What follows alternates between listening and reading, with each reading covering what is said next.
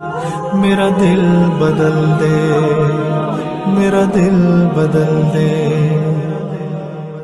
میرا غفلت میں السلام علیکم۔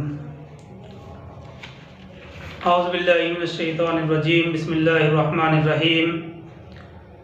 ہم پہنچ چکے ہیں سورہ الانعام کی آیت نمبر 56 پر۔ اللہ تعالیٰ فرماتے ہیں قُلْ إِنِّي نُهِيتُ أَنْ أَعْبُدَ الَّذِينَ تَدْعُونَ مِن دُونِ اللَّهِ۔ اے نبی صلی اللہ علیہ وسلم، آپ کہہ دیجئے کہ مجھے تو منع کر دیا گیا ہے ان کی عبادت سے جن کو تم پکارتے ہو اللہ کے سوا۔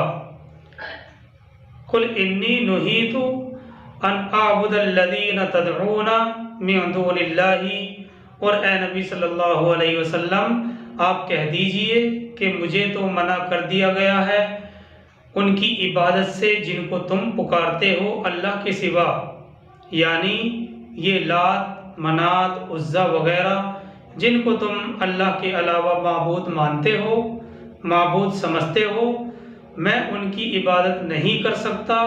مجھے اس بات سے منع کیا گیا ہے اور مجھے تو حکم یہ ملا ہے کہ میں اللہ کے سوا کسی اور کو نہ پکاروں۔ آگے اللہ تعالیٰ فرماتے ہیں اسی آیت میں قُلْ لَا أَتَّبِعُ أَهْوَاءَكُمْ قَدْ ضَلَلْتُ إِذًا وَمَا أَنَا مِنَ الْمُهْتَدِينَ۔ اے نبی صلی اللہ علیہ وسلم کہہ دیجئے میں تمہاری خواہشات کی پیروی نہیں کر سکتا، اگر میں ایسا کروں گا تو گمراہ ہو جاؤں گا اور پھر میں نہ رہوں گا ہدایت پانے والوں میں سے۔ وما انا من المہتدین کے الفاظ ہیں، اس کا ترجمہ ہے اور پھر نہ رہوں گا میں ہدایت پانے والوں میں سے۔ آگے چلتے ہیں سورہ الانعام کی آیت نمبر 57 کی طرف۔ اللہ تعالیٰ فرماتے ہیں قُلْ إِنِّي عَلَى بَيِّنَةٍ مِّن رَّبِّي۔ اے نبی صلی اللہ علیہ وسلم آپ کہہ دیجئے میں اپنے رب کی طرف سے ایک بڑی بینہ پر ہوں، ایک بڑی بینہ پر ہوں۔ قُلْ إِنِّي عَلَى بَيِّنَةٍ مِّن رَّبِّي، آپ کہہ دیجئے کہ میں اپنے رب کی طرف سے ایک بڑی بینہ پر ہوں۔ یہ بینہ کیا ہے اور اس کے لغوی معنی کیا ہوتے ہیں؟ اس بینہ، لفظ بینہ کے لغوی معنی آتے ہیں روشن، واضح دلیل۔ فقہا کہتے ہیں کہ عام انسان کے لیے بینہ دو چیزوں سے مل کر بنتی ہے۔ عام انسان کے لیے بینہ دو چیزوں سے مل کر بنتی ہے۔ نمبر ایک، انسان کی فطرت سلیمہ، یا آپ اس کو عقل سلیمہ بھی کہہ سکتے ہیں۔ نمبر ایک، انسان کی فطرت سلیمہ یا عقل سلیمہ۔ نمبر دو، وحی الہی، اللہ کی جانب سے جو وحی آتی ہے وہ۔ نمبر ایک فطرت سلیمہ، نمبر دو وحی الہی۔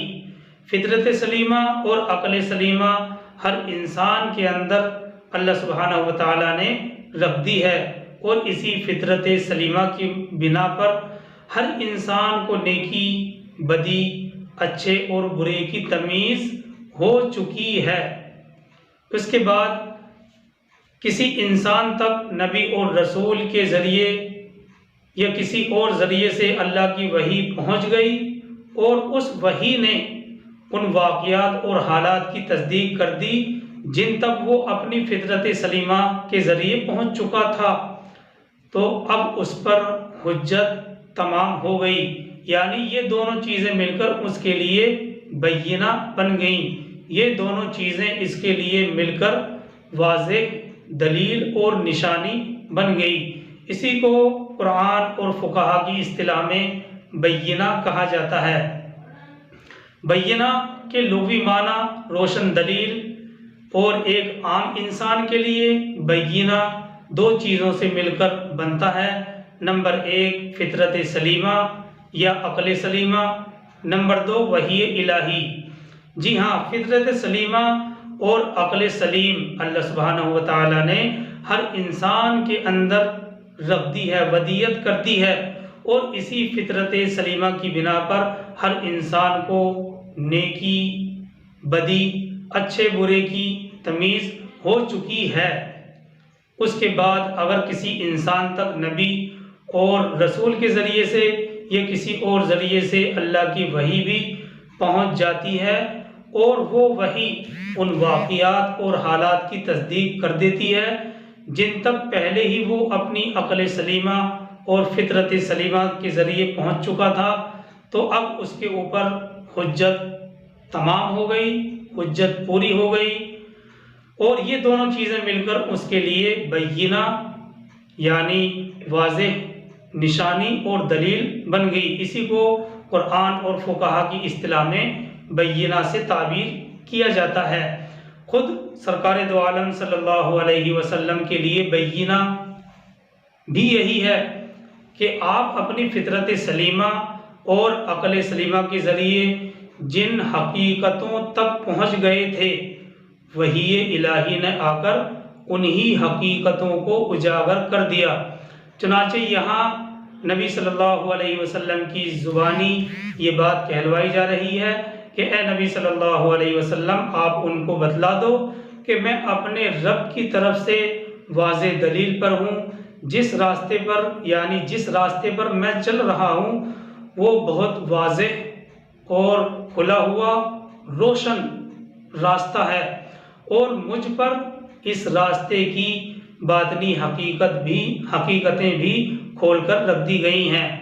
تو اللہ کے نبی صلی اللہ علیہ وسلم کی زبانی یہ بات کہلوائی جا رہی ہے کہ اے نبی صلی اللہ علیہ وسلم، آپ ان کو بتلا دو کہ میں اپنے رب کی طرف سے واضح دلیل اور واضح نشانی پر ہوں، واضح دلیل پر ہوں، اور جس راستے پر میں چل رہا ہوں وہ بہت واضح اور روشن راستہ ہے، اور مجھ پر اس راستے کی باطنی حقیقتوں کو بھی کھول کر رکھ دیا گیا ہے۔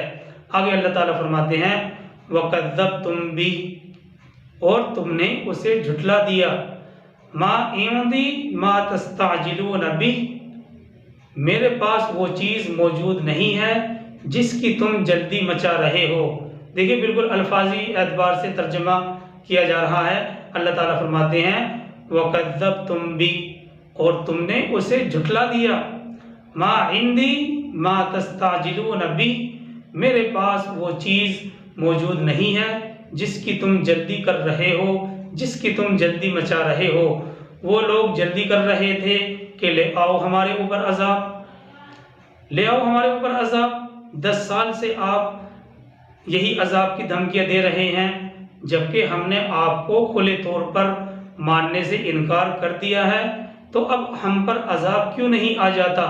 جواب کے طور پر حضور صلی اللہ علیہ وسلم سے یہ بات کہی جا رہی ہے کہ اے نبی صلی اللہ علیہ وسلم، آپ انہیں صاف الفاظ میں بتلا دیجئے کہ عذاب کا فیصلہ میرے اختیار میں نہیں ہے، وہ عذاب جب آئے گا جیسے آئے گا اللہ کے فیصلے سے آئے گا، اور جب وہ چاہے گا فوراً آ جائے گا۔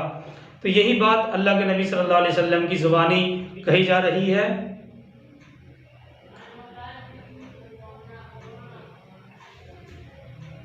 کہ جب اللہ کا فیصلہ آئے گا، جب چاہے گا وہ آ جائے گا۔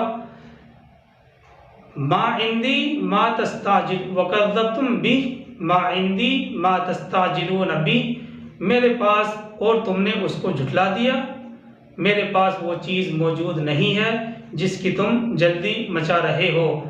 دیکھیے ابن کثیر نے اس جگہ یہ بات نقل کی ہے کہ یہاں اس حدیث سے شبہ نقل نہیں کرنا چاہیے جو بخاری اور مسلم کے اندر وارد ہوئی ہے۔ پہلے وہ حدیث ہم آپ کے سامنے رکھتے ہیں تاکہ مطلب پوری طرح سے واضح ہو جائے۔ تو ابن کثیر نے یہ بات نقل کی ہے کہ یہاں اس حدیث سے شبہ نہیں کرنا چاہیے جو بخاری اور مسلم میں وارد ہوئی ہے۔ حضرت عائشہ رضی اللہ تعالی عنہا سے مروی ہے کہ میں نے رسول اللہ صلی اللہ علیہ وسلم سے دریافت کیا، یا رسول اللہ، کیا یوم احد سے بھی شدید ترین دن آپ پر گزرا ہے؟ حضرت عائشہ رضی اللہ عنہا نے دریافت کیا کہ یا رسول اللہ صلی اللہ علیہ وسلم، کیا یوم احد سے بھی شدید ترین دن آپ پر گزرا ہے؟ کیونکہ اللہ کے نبی صلی اللہ علیہ وسلم کے دندان مبارک اس مارکے میں شہید ہو گئے تھے۔ تو آپ نے فرمایا، اے عائشہ، اس قوم سے، تمہاری اس قوم سے سخت ترین تکلیف جو مجھے پہنچی ہے وہ اس وقت پہنچی تھی جب میں نے اپنے آپ کو ابن عبد یالیل کے سامنے پیش کیا تھا۔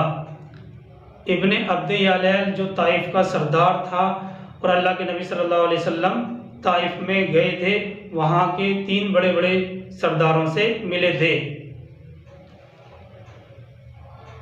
تو اللہ کے نبی صلی اللہ علیہ وسلم نے فرمایا کہ اے عائشہ، تمہاری اس قوم سے سخت ترین تکلیف مجھے اس وقت پہنچی جب میں نے اپنے آپ کو ابن عبد یالیل پر پیش کیا تھا، تو میری دعوت کو اس نے منظور نہیں کیا تھا۔ اور صرف یہی نہیں کہ منظور نہیں کیا، بلکہ ان لوگوں نے اللہ کے نبی صلی اللہ علیہ وسلم کے پیچھے کچھ اوباش قسم کے لوگوں کو بھی لگا دیا تھا۔ تو اللہ کے نبی صلی اللہ علیہ وسلم نے فرمایا، تو اس نے میری دعوت کو منظور اور قبول نہیں کیا۔ میں نہایت غمگین ہو کر چل دیا۔ مقام کرنے ثعالب میں آ کر میرے حواس ٹھیک ہوئے، اور میں نے سر اٹھایا تو دیکھا کہ ایک ابر یعنی ایک بادل میرے اوپر سایہ کیے ہوئے ہے، میرے اوپر چھایا ہوا ہے۔ اس میں جبرائیل علیہ السلام دکھائی دے رہے ہیں اور مجھ سے کہہ رہے ہیں، یا محمد، تمہاری قوم نے جو آپ سے کہا اللہ سبحانہ و تعالیٰ نے وہ سن لیا ہے۔ یہ پہاڑوں کا فرشتہ اللہ نے تمہاری طرف بھیجا ہے تاکہ تم جو چاہو اس کو حکم دو۔ پہاڑوں کے فرشتے نے بھی آواز لگائی، ندا دی، سلام عرض کیا اور کہا، اللہ نے مجھے آپ کی طرف بھیجا ہے، اگر آپ حکم دو تو یہ دونوں پہاڑ آپ کی قوم پر گرا دوں۔ تو رسول اللہ صلی اللہ علیہ وسلم نے اس کے جواب میں ارشاد فرمایا کہ میں امید کرتا ہوں کہ خدا انہی کافروں کی نسل سے ایسے لوگ پیدا کرے گا جو مومن ہوں گے اور اللہ کے علاوہ کسی اور کی عبادت نہیں کر رہے ہوں گے، اللہ کے علاوہ کسی اور کی عبادت وہ نہیں کریں گے۔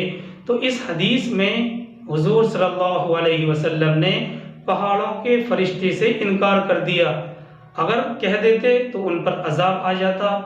تو ابن کثیر نے اس روایت کو نقل کرنے کے بعد یہ بات لکھی ہے کہ یہاں اس حدیث کے ذریعے سے شبہ نہیں کیا جا سکتا۔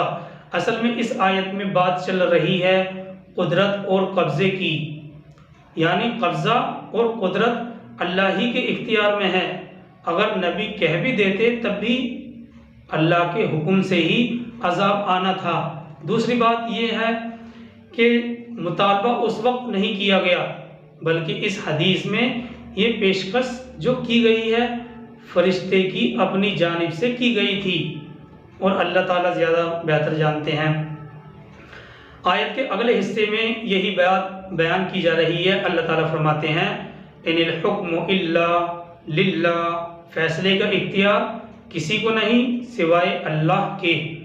یقص الحق وہو خیر الفاصلین، وہ حق کو بیان کر دیتا ہے اور وہ سب سے اچھا فیصلہ کرنے والا ہے۔ یقص الحق وہو خیر الفاصلین، وہ حق کو کھول کر بیان کر دیتا ہے اور وہ سب سے اچھا فیصلہ کرنے والا ہے۔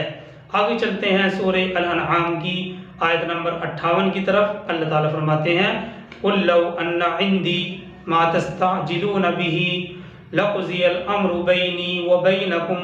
اے نبی صلی اللہ علیہ وسلم، آپ کہہ دیجئے کہ میرے پاس وہ ہوتا جس کی تم جلدی مچا رہے ہو تو میرے اور تمہارے درمیان فیصلہ کبھی کا ہو گیا ہوتا، میرے اور تمہارے درمیان فیصلہ کبھی کا ہو چکا ہوتا۔ واللہ اعلم بالظالمین، اور اللہ خوب واقف ہے ظالموں سے۔ دیکھیے بظاہر ان الفاظوں کے اندر تلخی ہے، سختی ہے، اللہ کے نبی صلی اللہ علیہ وسلم کی جانب سے۔ دیکھیے باوجود اس کے کہ اللہ کے نبی صلی اللہ علیہ وسلم اپنی امت پر شفیق اور مہربان تھے، لیکن بار بار سمجھانے اور بجھانے کے باوجود وہ سمجھ ہی نہیں رہے تھے، اللہ کے نبی صلی اللہ علیہ وسلم پر ایمان ہی نہیں لا رہے تھے، اور صرف ایمان ہی نہیں لا رہے تھے بلکہ مخالفت میں بڑھ چڑھ کر حصہ لے رہے تھے۔ تو غصے کے یہ الفاظ، تلخی کے یہ الفاظ آ جانا زبان پر ظاہر سی بات ہے۔ اللہ تعالیٰ فرماتے ہیں قُلْ لَوْ أَنَّ عِنْدِي مَا تَسْتَعْجِلُونَ بِهِ لَقُضِيَ الْأَمْرُ بَيْنِي وَبَيْنَكُمْ۔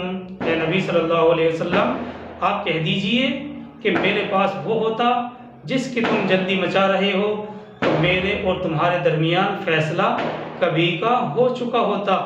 لَقُضِيَ الْأَمْرُ بَيْنِي وَبَيْنَكُمْ آیت کے بالکل صریح الفاظ ہیں، تو میرے اور تمہارے درمیان فیصلہ کبھی کا ہو چکا ہوتا۔ واللہ اعلم بالظالمین، اور اللہ کو واقف ہے ظالموں سے۔ دوسری بات یہ ہے کہ یہ اللہ سبحانہ و تعالی فرما رہے ہیں نبی صلی اللہ علیہ وسلم کی زبانی۔ آگے چلتے ہیں آیت نمبر 59 کی طرف۔ اللہ تعالیٰ فرماتے ہیں وَعِندَهُ مَفَاتِحُ الْغَيْبِ لَا يَعْلَمُهَا إِلَّا هُوَ وَعِندَهُ مَفَاتِحُ الْغَيْبِ لَا يَعْلَمُهَا إِلَّا هُوَ۔ یہ سورہ الانعام کی آیت 59 ہے۔ اللہ تعالیٰ فرماتے ہیں اور اسی کے پاس غیب کے خزانوں کی کنجیاں ہیں۔ خزانے کا ترجمہ ہم اپنی طرف سے کر رہے ہیں، لفظی ترجمہ تو ہے ہوگا وَعِندَهُ مَفَاتِحُ الْغَيْبِ لَا يَعْلَمُهَا إِلَّا هُوَ، اور اسی کے پاس غیب کی کنجیاں ہیں، غیب کی کنجیاں ہیں جن کو ان کے سوا، اس کے سوا کوئی نہیں جانتا۔ آگے اللہ تعالیٰ فرماتے ہیں وَيَعْلَمُ مَا فِي الْبَرِّ وَالْبَحْرِ، اور وہ جانتا ہے جو کچھ خشکی میں ہے اور جو کچھ سمندروں میں ہے۔ والبحر، بحر کہتے ہیں سمندر کو۔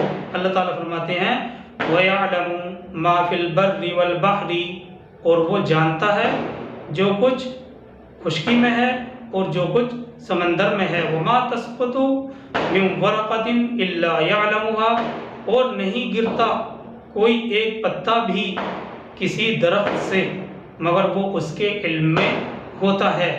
وَمَا تَسْقُطُ مِنْ وَرَقَةٍ إِلَّا يَعْلَمُهَا، اور نہیں گرتا کوئی ایک پتا بھی کسی درخت سے مگر وہ اس کے علم میں ہوتا ہے۔ وَلَا حَبَّةٍ فِي ظُلُمَاتِ الْأَرْضِ وَلَا رَطْبٍ وَلَا يَابِسٍ إِلَّا فِي كِتَابٍ مُبِينٍ، اور نہیں کوئی دانہ زمین کے اندھیریوں میں اور نہ کوئی تر و تازہ اور نہ کوئی سوکھی چیز مگر ایک واضح کتاب میں سب کی سب موجود ہے۔ دیکھیے یہ واضح کتاب کیا ہے؟ واللہ عالم، لوح محفوظ۔ فقہا کہتے ہیں کہ یہ لوح محفوظ ہے۔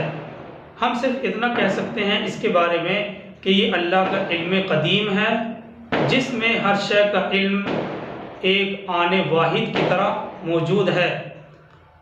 ہم صرف اتنا کہہ سکتے ہیں کہ یہ اللہ کا علم قدیم ہے جس میں ہر شے کا علم آنے واحد کی طرح موجود ہے۔ غیب کی باتیں اللہ کے سوا کوئی نہیں جانتا۔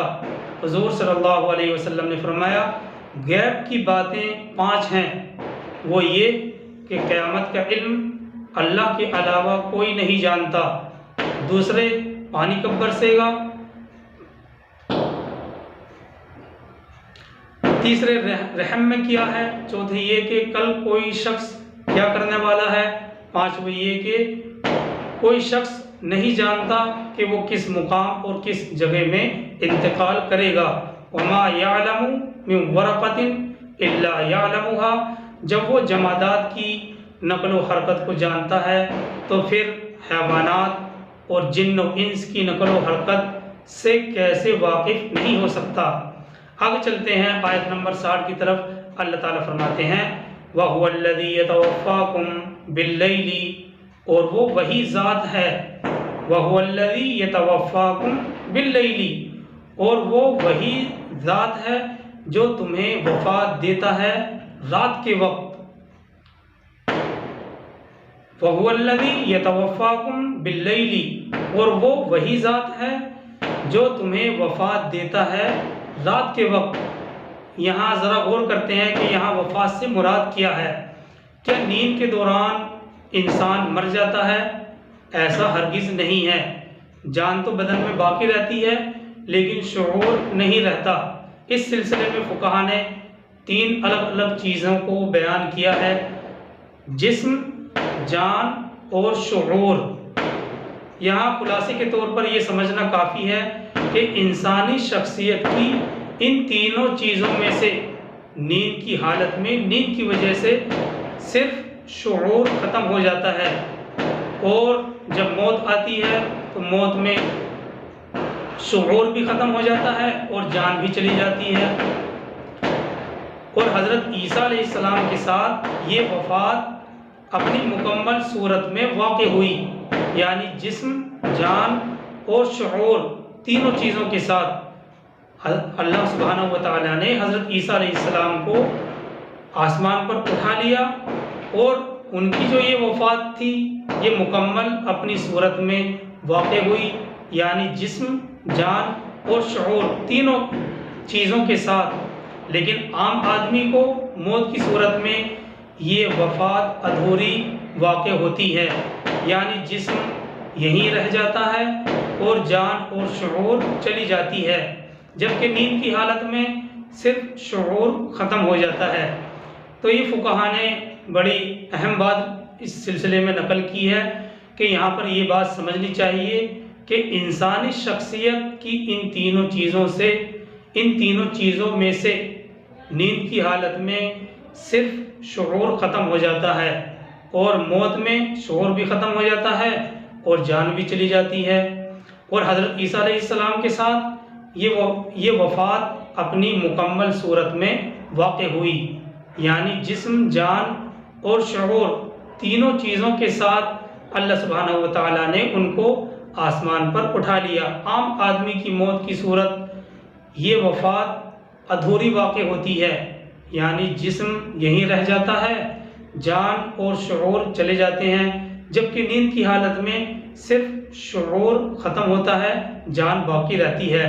آگے اللہ تعالیٰ فرماتے ہیں وَيَعْلَمُ مَا جَرَحْتُمْ بِالنَّهَارِ ثُمَّ يَبْعَثُكُمْ فِيهِ لِيُقْضَىٰ أَجَلٌ مُّسَمًّى، اور وہ جانتا ہے جو تم کرتے ہو دن کے وقت، پھر وہ اس میں کس میں، یعنی اگلی صبح میں تمہیں اٹھاتا ہے تاکہ تمہاری متعین مدت پوری ہو جائے۔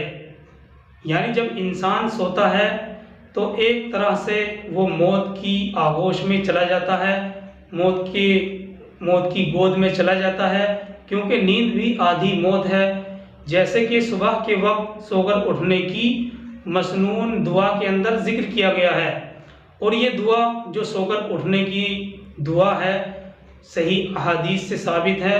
یہ دعا بڑی اہم اس لیے بھی ہے، پہلے وہ دعا ہم آپ کے سامنے رکھتے ہیں: الحمدللہ الذی احیانا بعدما اماتنا والیہ النشور۔ ایک روایت میں بعدما اماتنی کے بھی، یعنی ایک میں واحد متکلم ہے اور دوسری میں جمع متکلم، بعدما اماتنا والیہ النشور، یعنی تمام شکر اور تمام تعریفیں اللہ ہی کے لیے ہیں جس نے مجھے دوبارہ زندہ کیا بعد اس کے کہ اس نے مجھ پر موت طاری کر دی تھی۔ بعدما اماتنا والیہ النشور، اور اسی کی طرف جی اٹھنا ہے بعد اس کے کہ اس نے مجھ پر موت طاری کر دی تھی، اور اسی کی طرف جی اٹھنا ہے۔ اس دعا سے ایک بڑا عجیب نکتہ فقہا نے لکھا ہے، وہ یہ کہ ہر روز صبح اٹھتے ہی جس شخص کی زبان پر یہ الفاظ آتے ہوں، یعنی سو کر اٹھنے کی دعا وہ پڑھتا ہو، قیامت کے دن جب وہ اپنی قبر سے اٹھے گا تو دنیا میں اپنی عادت کی وجہ سے اس کی زبان پر خود بخود یہی ترانہ اور یہی دعا جاری ہو جائے گی، جو اس وقت لفظی اعتبار سے 100% درست ثابت ہوگی، کیونکہ وہ اٹھنا حقیقی موت کے بعد اٹھنا ہوگا۔ اس لیے ضروری ہے کہ زندگی میں روزانہ اس دعا کی مشق کرنی چاہیے تاکہ یہ ہماری عادت پکی ہو جائے۔ ثم الیہ مرجعکم ثم ینبئکم بما کنتم تعملون، پھر اس کی طرف تم سب کا لوٹنا ہے، پھر وہ تمہیں باخبر کر دے گا جو تم کر رہے ہو۔ یہ آیت نمبر 60 تک وضاحت سامنے آ چکی ہے۔ آخری الفاظ ہیں ثم ینبئکم بما کنتم تعملون ثم الیہ مرجعکم ثم ینبئکم بما کنتم تعملون، پھر اس کی طرف تم سب کا لوٹنا ہے، پھر وہ تمہیں جتلا دے گا، باخبر کر دے گا جو تم کر رہے ہو۔ اللہ تعالی ہم سب کو عمل کی توفیق عطا فرمائے۔ سبحان اللہ و بحمدہ، سبحانک اللہم و بحمدک، نشہد ان لا الہ الا انت ونستغفرک ونتوب الیک۔ سبحان ربک رب العزۃ عما یصفون وسلام علی المرسلین والحمد للہ رب العالمین۔